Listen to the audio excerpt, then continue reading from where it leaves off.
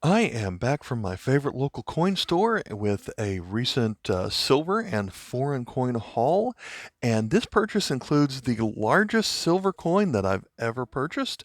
I had to tease it right there because I'm saving it for the end, but let's take a look at what we purchased. My local coin shop has my favorite way of purchasing foreign coins. That is a 4 for $1 bin. He actually labels them as 2 for $1, but if you're like me and you buy a lot, he does make it 4 for $1. And sometimes I buy coins just because I think they make excellent trades. I once in a while will sell lots on eBay where I try to make it throw in a couple of interesting purchases that I've bought from a 4 for $1 bin just to make it have a little bit more value.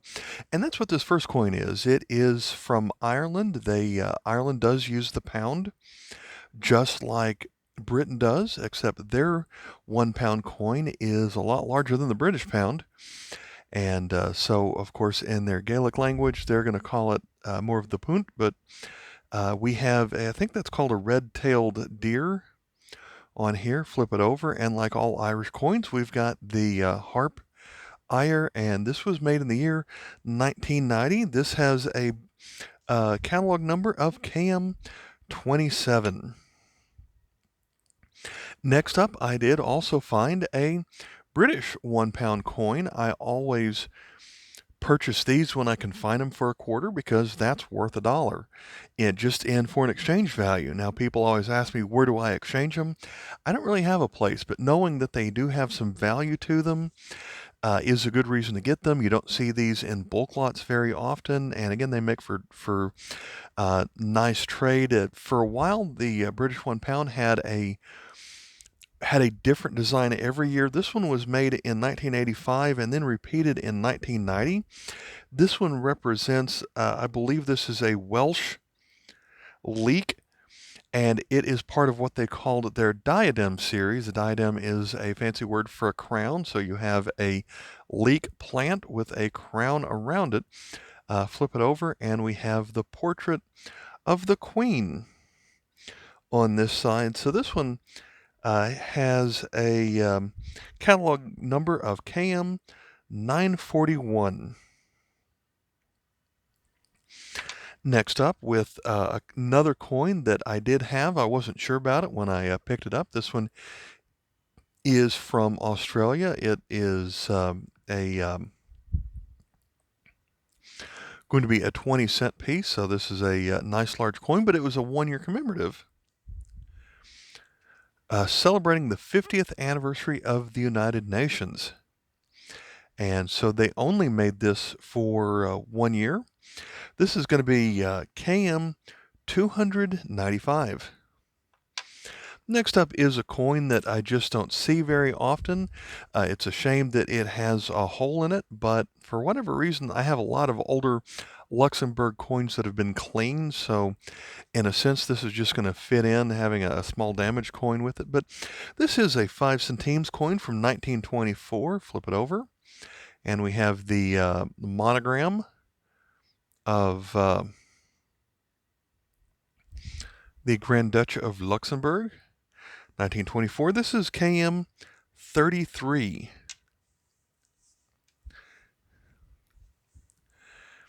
Next up, we have this coin from 1991. It says Lietuva on it.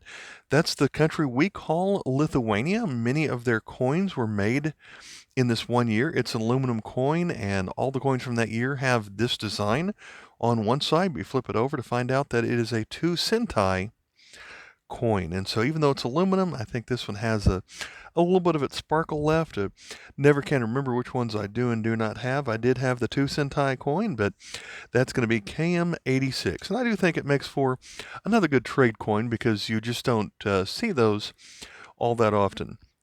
And we're going to have a lot of coins today of the coins from rare countries. Here's another one that kind of fits in that. This is a 10 centimes coin from Monaco.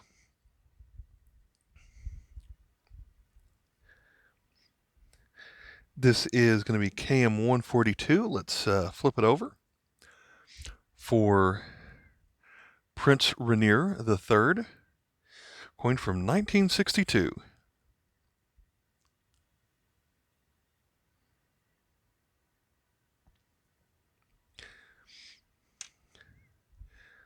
Then our next coin is going to be from Kuwait.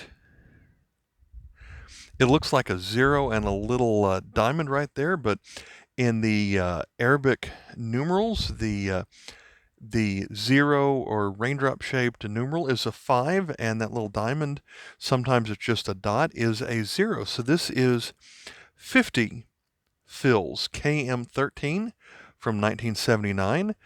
This side has the traditional Kuwaiti design of this boat. You don't really think of an Arabic country for their boats, but I guess Kuwait is on the Gulf.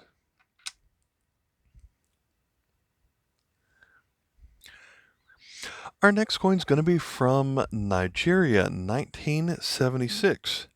A lot of the Nigerian coins have the animals on this side.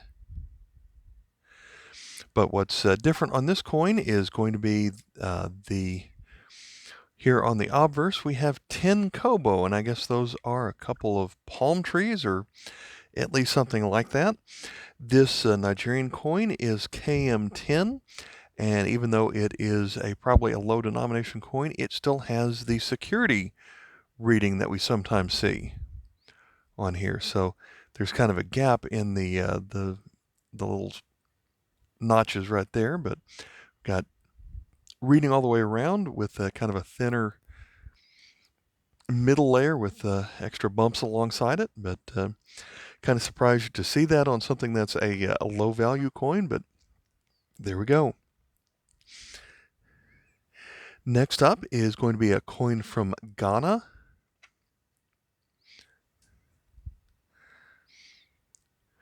$10 pesewas from 1975. This one's going to be KM16.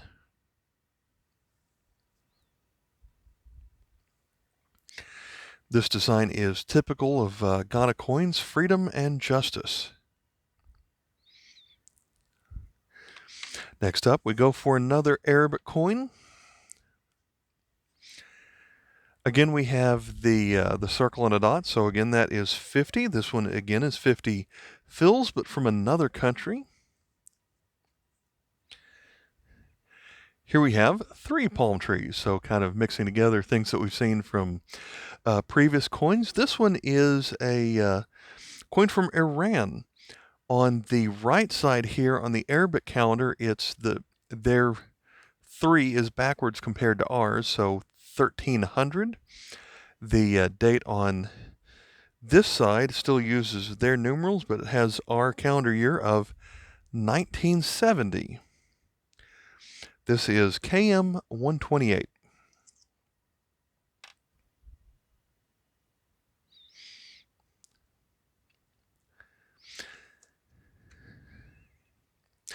Next, we have a coin from Zimbabwe, 1980. A lot of the Zimbabwe coins have this design to them, and I had all of them, at least all of the common ones, except for this one. The 5-cent coin has a rabbit on it. So I didn't necessarily think of Zimbabwe when I thought of rabbits, but that's what they have on their coin here. It is KM number 2. All right, so it's getting harder and harder for me to find coins from a country that is not represented at all in my collection. I'm up to about 250 different countries, and that's more than the number of countries that actually exist on the earth right now. So that's going to include some countries that no longer exist, like the Soviet Union, or some of the many countries that formed together to make Germany 125 years ago or so. But here is a coin that perhaps you have heard of. We're going to, from a place you've heard of. At one time, it was part of Portugal. And so a lot of, I have that sideways, a lot of the coins from Portugal around this time, and unfortunately there is some corrosion on this coin, but Portugal had a lot of dependencies that all had similar looks to them. and denominations. This one is from 1970. We flip it over, and this one is going to be from Timor. Oftentimes it's referred to as East Timor. Today, this is part of Indonesia. And the value of this coin, it looks like $2.50. This is 2.5 escudos, which is the Portuguese currency. So I am happy to have my first Timor coin. Next up is, here we go, a more modern coin from Cyprus where they write out the name of the country in 3 different languages. They did that after they were no longer a British-controlled area. This one is from 1994. And this is has a value of 5 cents. Had to find that in my notes. So we've got some kind of longhorn-looking cow there. I'm not sure that it really does have horns that curve over like that. I'm not exactly sure the species here, but this is KM 55.3. There are a couple of different versions of this one. I believe one of them has the 5 has a little bit of a thicker border around it. So it is a new coin from my collection, KM 55.3. For the next coin, that is from a country that you don't see very often in foreign coins. We have Sultan Hassanal Bolkiah, and I'm sure I am mispronouncing that name, but that is the Sultan of Brunei. This is a 5 sen coin from 1990. I happen to have this coin, but it was in a, if you remember those old Coins of the World cardboard folders, I forgot who made that. I think it maybe is the Franklin Mint, where people would collect these in the late 70s or early 80s. I had it on there, but I didn't have it loose. So this is one that can go in a flip in my collection. So this is the 5 sen KM 16. Next up, we have a fairly modern coin from Bulgaria. It's one of the few countries that was not part of the Soviet Union to use Cyrillic, and a lot of their most recent coins have this design that is the country Bulgaria written across the top. We have some kind of horseback rider, and not completely sure what's going on there. We've got like a smaller horse or something with a flag coming out of it at the bottom. But their currency is the 50 statinki. This is from 1999. And we have a KM number of 242. Next coin is going to be from Somalia. And for some of the newer Somali coins, they have it in the currency in 2 different languages. So we've got 10 on the left, it says shillings. On the right, we have scalini. This is an aluminum coin, but we flip it over and we find out that it has a camel on it. It's the FAO coin, 21st century food security from the year 2000. And this one is KM 46.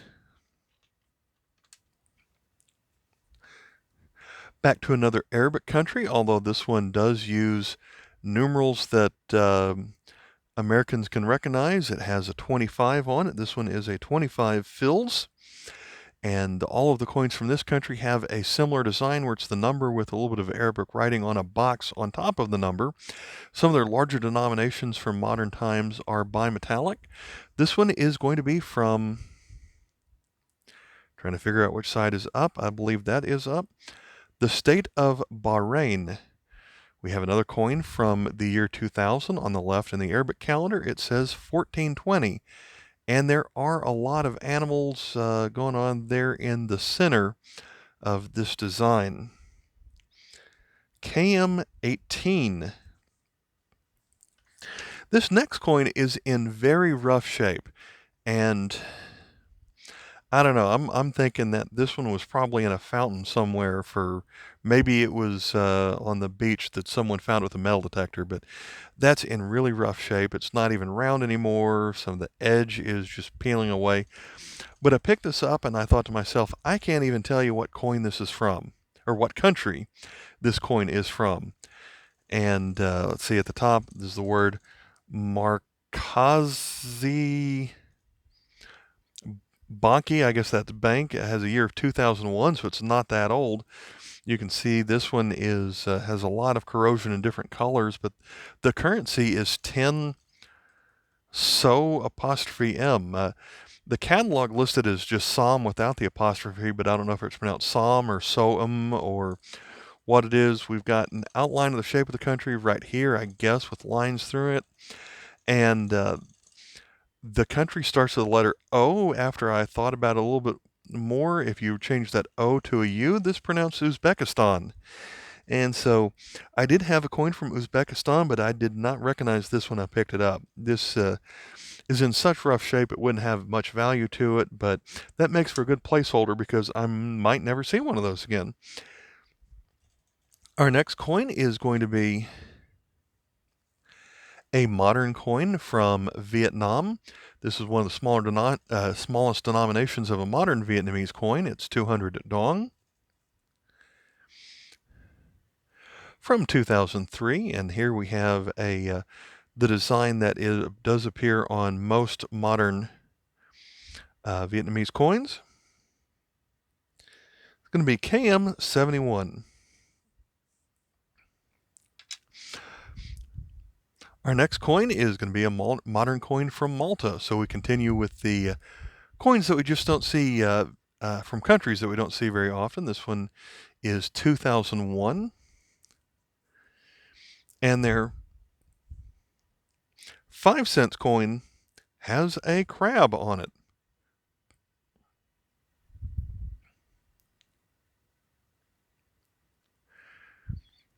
Try to get a good view of that one in the light. KM95. Our final two coins are going to be a couple of what looked like they had been proof coins at one time before they were dumped into just someone's collection and were able to rub up against each other and get scratched. I might as well pick up both of them at the same time. They both are from the year 2000, so has kind of a modern portrait of the Queen on it right there. We'll flip them over, and this is the 20-cent coin showing some of the, I guess, the Aboriginal or whoever the natives are from New Zealand and represented here. That is the 20-cent coin, KM118A, and it has the A because this is a reduced size version of the previous coin. Same thing with coin number 50, which shows this large sailboat with the name of Endeavor at the bottom. Again, this was a coin that before 2000 was a little bit larger, probably close to the size of a US half dollar, but they reduced the size here in 2000. So those are all of the coins that I got from the 4 for $1 bin. Now we're going to go through the silver, and this dealer has coins that are both behind cases. So these 2 and flips were behind the case, and then also he had a foreign or junk silver bin where I bought them at spot price, and so the day I went, spot was $19.25. So it has come down about, let's say, $6 or $7 since over the last year or so. I'm glad about that. That means I can get back to buying chunkier silver coins. The first one, though, turned out to be a problem. I saw this and was like, hey, we've got one of the a silver-proof U.S. Quarter, part of the state quarter program. And he did give me a flip for each of these coins. And I thought, hey, that's great to actually pick up one of these for spot price. That's fantastic.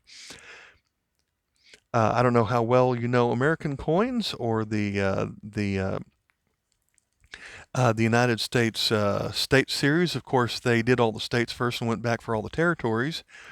Didn't even cross my mind till I got home. This is not the United States Washington, D.C. quarter of 1791. If you've seen one before, it actually has Frederick Douglass on it. This was not an American-made coin. This is a fantasy coin, but it still must have silver in it because if you look around the side there, it does have some toning a little bit around the edge. We flip it over, and we still do have the same portrait of Washington that we have seen before, but I didn't notice this at first. It has the word copy stamped on his head there. So again, this is definitely not a USA coin. And so at first, when I first saw the word copy before I realized this was not a United States design of the Washington, D.C. coin. As it turns out, this is, when I Googled it, I thought this was going to be some cheap Chinese knockoff, which does plague the hobby right now. It's not that. It actually is a coin made by when I Googled it, I just Googled USA quarter with copy on it, and I found a forum where the guy who designed this coin actually left a comment saying, here's my website where you can see it. This was a coin that was created by the National Collectors Mint, and the designer here is a engraver by the name of Daniel Carr. So there is a legit demand for this coin. However, he went on to add that there are two versions of the coin. There is the silver-plated coin, and there is the actual silver all the way through coin. And you can tell by if you go around the edge, and it actually says silver written on the side. As it turns out, this one is just reading all the way around. It is not actually made out of silver. That was a disappointment. At least I didn't pay much for it. And if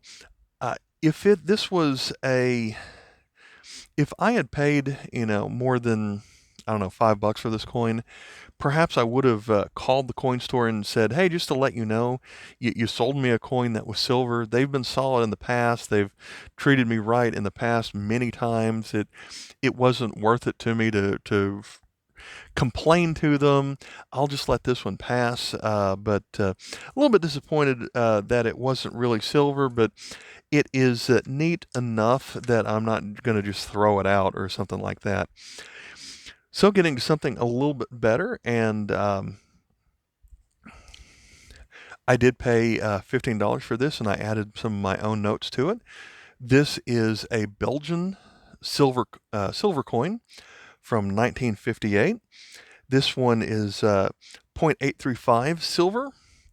So I've even written that on the side here. So that means that it's got a little over 1/3 of an ounce of silver on here, and it celebrates the Brussels World's Fair.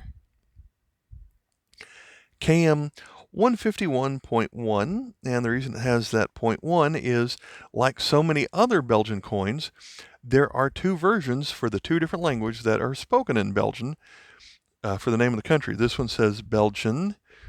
The other version spells it Belgies, I think, with an S at the end instead of an N. So we've got King. I can't read the name of the king on here, but there you go. I thought that was a nice pickup. It has a little bit of interesting toning on it. I'm not that big into toning, but I did think this was a neat coin, a beefy coin. Next up, we have a coin here from Canada. You might recognize the design. This is a typical design of a Voyager dollar, but why did I pay $40 for it? And that's because this is the first year that Canada made a Voyager dollar, 1935. It was not at the time intended to be the look of the Canadian dollar for the next several decades, but instead was meant to be a one-time commemorative coin of George V. Rex is king, imperator, and ruler. I'm not quite sure. But this is the 25th anniversary of his reign. So that's what regni means here. I don't know Latin, but so many of their words translate to things that we know. So this is the Silver Jubilee, silver anniversary of King George V's reign. And for that reason, they made this Voyager dollar, but they liked it and the design stuck around. They made a 1936 dollar with George V on it, but the heads side had different writing around the side because it was no longer his 25th anniversary. And then when it moved to George VI, and then for Queen Elizabeth for so long, they still kept this Voyager design. So it's called the Voyager because you have the two Voyagers here in a canoe that are going down the river. So this is indeed, if you have a little bit of trouble with math, the math is easy on some Canadian coins by this time. 80% silver, and a dollar coin is 0.6 ounces of silver. So that makes it easy to add up. Now, I did pick up a U.S. commemorative dollar coin at spot price. I thought that was fantastic. This is the exact same size, weight, and silver content of Morgan dollars and Peace dollars and all of the other commemorators that they've done for a while. This is an Olympic coin. The 1988 Olympics were the ones in Seoul, Korea. So here we have the passing of the torch design. And United States of America written around the edge. You've got the 5 Olympic rings in the middle, $1, E pluribus unum. And so for the people that don't have it memorized, this is 90% silver, and the silver weight in one of these coins is 0.7736 ounces. Well, I titled this video, The Largest Silver Coin That I've Ever Purchased. They even had a large flip for it. We have this coin from the Cayman Islands, 1972, and I bought this for spot price, so maybe I shouldn't mind too much if I can't really damage it too much here by handling it, so I'm going to go ahead and take it out of the flip. Cayman Islands, 1972. This is the design of Queen Elizabeth that you've seen all the time, but flip it over, we've got another silver jubilee. This is the silver wedding anniversary of Queen Elizabeth and Prince Philip. And so this was the first commemorative $25 coin made by the Cayman Islands. There are the dates of their marriage up to that point, 47 through 72. It was the first, I guess they made it a $25 coin since it was the 25 anniversary of these two. It is a size and denomination that they kept for quite a while, but this one was the first one. It's KM9. And if you take a look here at the edge, it does have a reading, just a standard reading to it. But that is a thick coin. So how big is it? Well, if you can picture in your mind how big a Morgan dollar is, and you put them back to back, you can tell that the Cayman Islands coin is certainly a larger coin. But if you look at the edges here and see how thick they are, I would say that that's probably 50% thicker. So I don't have a 1 ounce silver bullion coin right here to compare to it, but obviously this one is bigger than a silver 1 ounce coin as well. Since it's a British territory, this is a sterling silver 925. And the number or the ounces of silver weight in this, 1.5271. So over 1.5 ounces in a coin. I guess this was never made to circulate, although it does look like this has not been preserved all that well. I will say, going back to the USA coin, that one actually has a KM number of 222. The Canadian dollar was KM30. And for me to have paid spot price on this at... Now, he did give me a discount of $5 off of this one because of all the other things that I purchased. So I guess that, in a sense, kind of got me that one for free, I guess. But I paid spot price for this, and just doing that in my head here real quick, 0.7736 times about 1925. Well, I can't do that in my head, but if you were to say $20, you move the decimal point, I paid about $15 for this. The issue price on this was more than that. So Those commemorative coins don't really make good investments in that regard if someone can buy it for spot price years later. And so that means that I paid, I did the math on this earlier, $29.50 for this coin right here. So that is a nice pickup. And I always think that, this is just my personal opinion, I think that picking up foreign junk silver coins is the best way to go for a couple of reasons. If you can buy it at spot, I have purchased U.S. junk silver coins at spot, and the benefit of those is everyone knows exactly what they are, the silver amount, the silver content, the silver weight, and you'd be able to resell it for what it's worth in silver. And people don't walk around knowing off the top of their head that this is going to be 92.5, it's got 1.5 ounces of silver in it, things like that. You have to have a catalog or be able to measure it, something like that. But just being able to get the different variety of coins that you see with things like this for spot price, I think is a great way to go. And so I always like now every time I go in the store, the first place I look is the silver junk bin. And for people wondering why they call it junk, this is not a piece of junk, but it's called junk silver because you're paying for it. Usually coins in junk silver condition have no numismatic value to them. And I don't know why he chose to sell these at just a spot price. This is certainly better to purchase than a silver bullion coin. These days, I think he had the USA silver bullion coins at still think they're 12 over spot. There were some the Canadians were 9 over spot. The Australian Philharmonic was 8 over spot, and you can get this at spot. Normally, I haven't been able to get this coin at spot, but I always like looking at it as junk bin because it's sold at spot price, whether it's junk or not. I have got some coins that were junk. I got a Queen Victoria Canadian 50-cent coin with a hole drilled through it. If it didn't have that hole drilled through it, I would have had to pay $50 for that coin in good condition, according to my book. So these are some real special way to add to your collection without paying a lot of money for it. I'm always out there looking for bargains. Thanks for watching. I have a playlist of foreign coins that I'm going to link here at the end. Thanks for watching. Bye.